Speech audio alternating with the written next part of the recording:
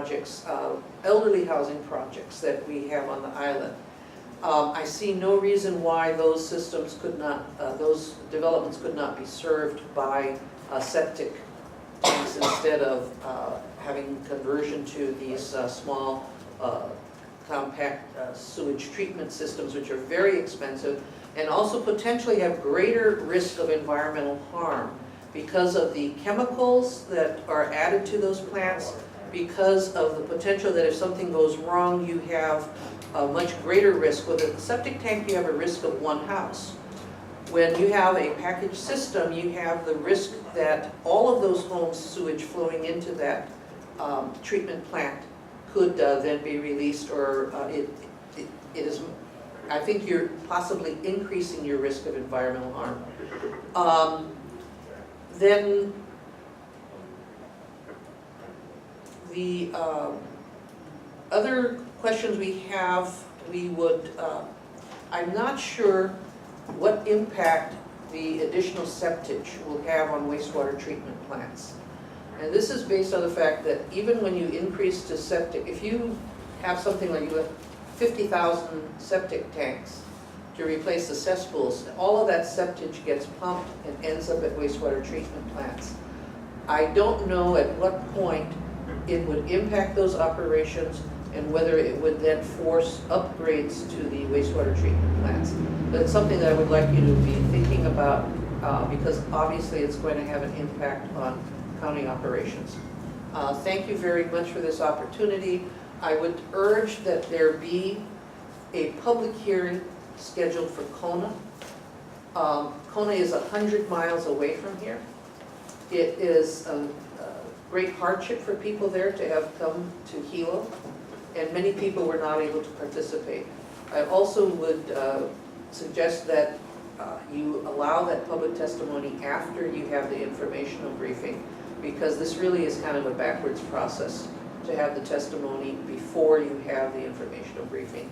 Other than that, thank you, and we will be submitting our comments in writing. Thank you.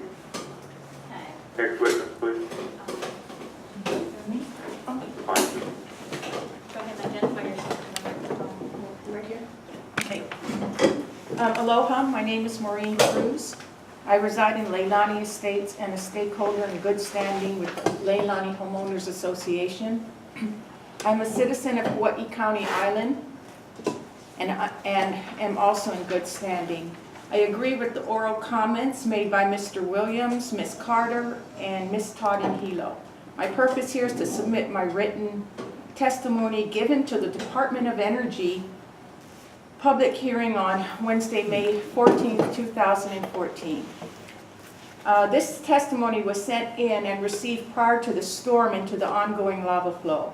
I would like the Department of Health to consider, respond, and acknowledge the matters that are of great concern to me and to others like myself. Number one, civil and political rights, specifically infringements and discrimination. Due diligence in reference to human rights assessments, homeowners associations, and the Class Action Fairness Act of 2005. Okay, excuse me, are you addressing the regulations that are being proposed?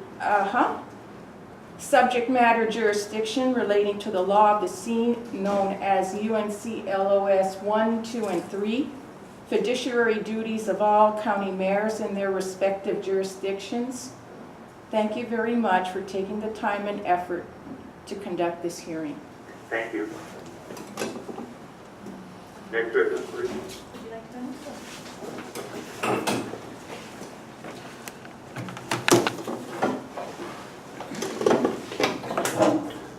Aloha, my name is Margaret Willie. I'm the County Council member for District 9, that's North and South Kohala.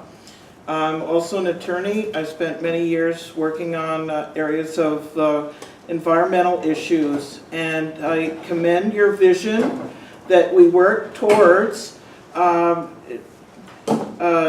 taking care of our reef, our fish, our waters, but at the same time I have grave concerns about how you are proceeding.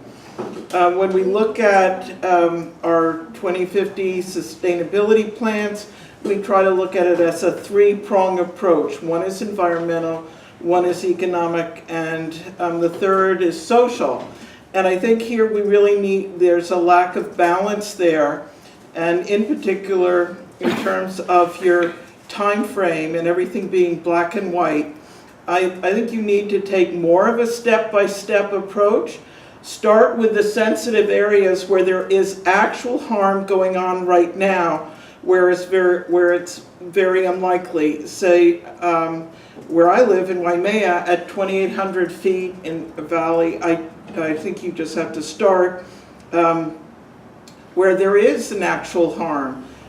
Within the shoreline management area, I know I've just given contingency funds to Puako area to work on it there. Second, you need to differentiate between the existing cesspools and the new and expanded. On existing cesspools, you've got people where those homes where there is in fact insufficient area to, even at any cost, to put in a system, whereas, which in my mind would arise to a taking or a retroactive law or unsaleable or however you want to couch it. And I think you need to keep in mind the concept that what you're doing is you're weighing between the common good and what's good for all and private property rights. And where you have a common good area, you need to look at the benefit and the burden should go together. It shouldn't be that the benefit is all for the public good and the cost is on the individuals that are impacted. And that is why, say with Puako, I see that as not just a Puako homeowners issue, I see that as an entire district issue, if not a county issue, because of the important reef and fish in that area. And it may be that there should just be a cap for what the private person plays. I mean, if we had to go to the extent of having a lottery to pay for all of this, we need to do that. Again, I think let's look at, there's a continuum here in terms of the sensitive areas and moving beyond. I also agree with the comments as to this arbitrary cutoff of 15 lots and 50, and at least in my district, there are places where I think it would actually be better environmentally to have the individual systems rather than these wastewater systems, that common ones that tend not to be monitored. And I just want to underscore in that area the testimony of Bobby Jean, Bladed Todd, and Bill Moore and Jackie Hoover. And also, I'm a strong supporter of home rule. I feel that the state should work and the feds should work more closely in line with the county government. We should be able to have a presentation between our neighborhood islands on the county council and allow all of the people to see it by way of the hearings. So I ask that you think a little bit more about due process before you are imposing all of these very stringent punishments for not complying. I will try to submit some written testimony, but if not, I hope that you take these thoughts into consideration. And I would like to get a copy of what the federal government has imposed and see what is the first step we really need to take, and then put it in so that we as a state are not fined in that way. And then work up in a more deliberate fashion rather than what really amounts to, so it's bureaucratically the easiest way and just cutting people off. I certainly think you would have many lawsuits if you were to impose this on existing homeowners who acted in good faith under the law and then being told that their homes would be unsaleable. Thank you for listening to me. Thank you. Any other speakers? We have sir? one more speaker. Okay. Hello, my name is Keith Cotto. I'm the Executive Director of the Hawaii Island Community Development Corporation.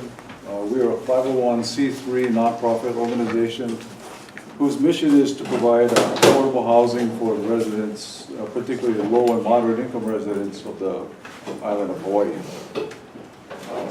One of our primary programs is a self-help housing program. Self-help housing program, as we operate it, is a mutual program where groups of families get together, acquire lots, do all the carpentry, put on the roof, do the finished work on the interior, do the landscaping.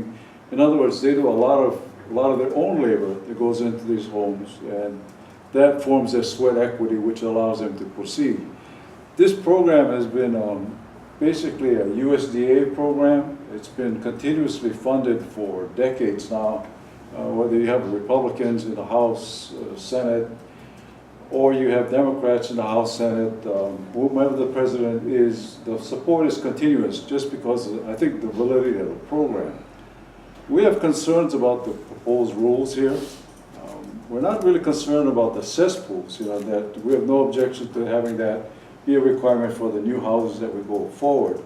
Our concern is really about the limitation of 15 units in a subdivision. We've developed several subdivisions, and none of them, have sewage treatment plants servicing them.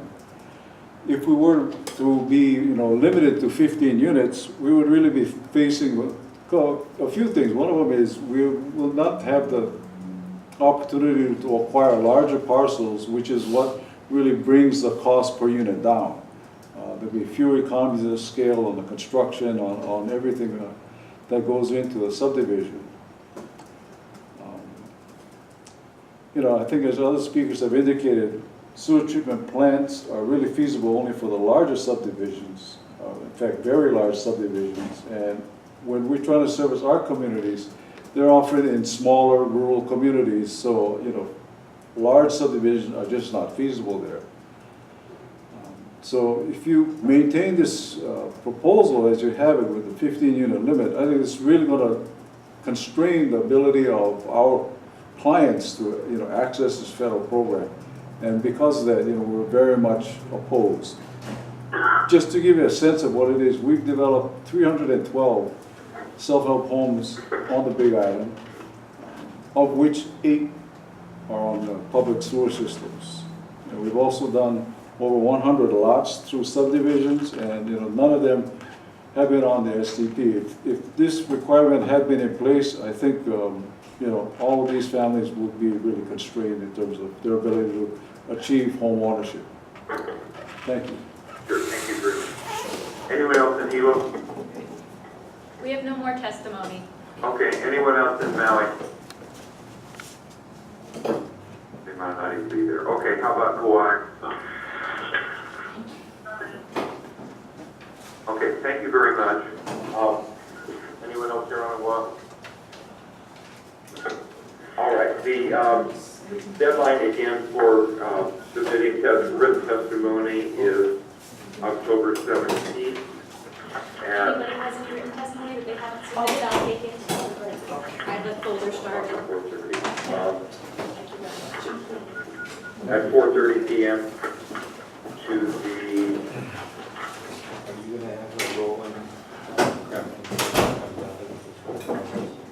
We're going to submit comments.